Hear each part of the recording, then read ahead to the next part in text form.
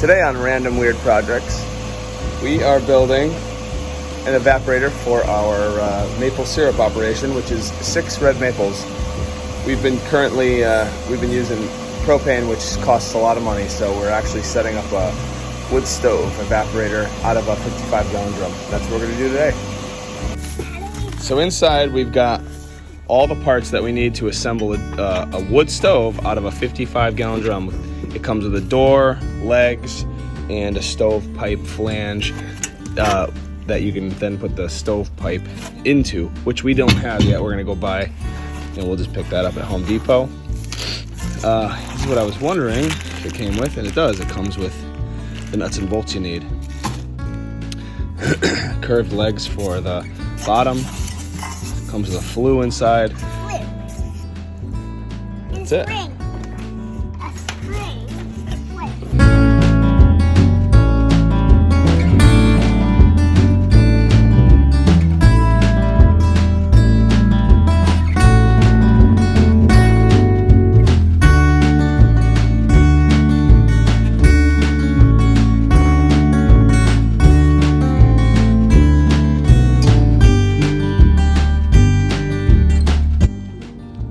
Day 2, we got a fire going in this camp stove that tomorrow I'm going to cut the tops off of for our evaporator pans to set in, and then we should be able to boil this weekend. The sap's running great this week. You can see that it's kind of warm out. You can even see I can't see it.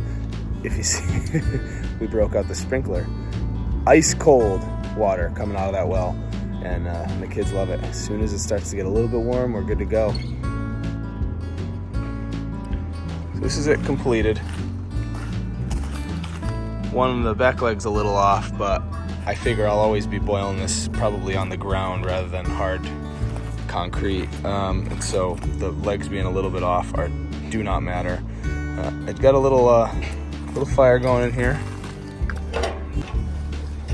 It's struggling, but I'll leave it open for a minute, let it get a little more air. Just starting to get going now. The nice thing about this is that even with the door shut, there is actually a vent control. This is all cast iron, so it's pretty hardy stuff. I saw someone else had burned their barrel, and then when all the paint was gone, they had actually taken some stove paint and painted the whole thing matte black so it actually looked like a stove. So I might actually do that just so that it keeps some of the rust from coming out on the outside of it, because this is just going to be left in the barn and then just used once in a while.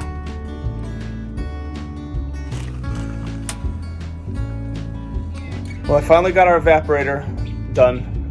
Just bromathed the rest of it for the evaporator pans to fit inside, and I'm about to fire it up for the first time with sap in it and hopefully boil some down, because there's a bit of cloudiness in the sap and I kind of don't really want to dump it, so I'm going to boil it, see how it turns out. And I got a bunch of fresh to get out of the buckets today. Got the evaporator going, just got a little bit of sap into it, and I'll show you that it's getting a little bit hazy, but I think it's going to be good enough for what we eat here. So this is almost the final product of what I'm building here.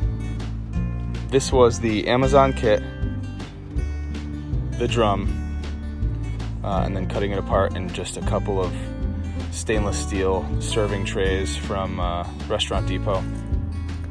All in all, this cost $70 for the kit. I paid $30 for the drum, which I could have gotten for free, and then I think I paid $17 for 2 serving trays. So just a little over $100, $120-ish. Plus I bought a couple of wheels for the angle grinder cutting wheels. The only last thing I'm going to buy is a smokestack to get this smoke up a little bit higher, because it gets pretty smoky. But that's it. The other day I cut it, before I cut the top open, I burned it, and you could see some of the paint has burned off near where the smokestack flange is. And then of course it rained that day, and so it was too hot, I couldn't bring it inside, so I had to let it sit in a misty rain, and you can see that some of that cast iron rusted a bit. Just got a fire going, just put in some of this sap. I found that this bung, the large bung on the bottom, was a great idea. I saw some people had set these doors all the way down, but that makes such a low area for ash. So that I decided to put the large bung on the bottom just in case I needed to dump ash out or give it more of a vent, which in fact I actually do have to give it more of a vent. This vent here, even when open, does not let this fire rip. Another thing I did was bromath these cuts, because these are at a slight angle and I didn't have much space on the end here for the 1 inch that overhangs the edge of the drum to where the smokestack flange is. These had to overlap on the top here, which is fine, but I had to figure out that gap there. So these sit about 3 inches down, 3¼ inches down, and there's a little gaps on the corners, but I don't think that's really gonna matter. And they're put in there pretty snug. I just did some kind of bro measuring, and it worked out where this gap in the middle actually is pretty tight, and they fit nice and snug in there. Let's just see how long it takes to get them to a boil.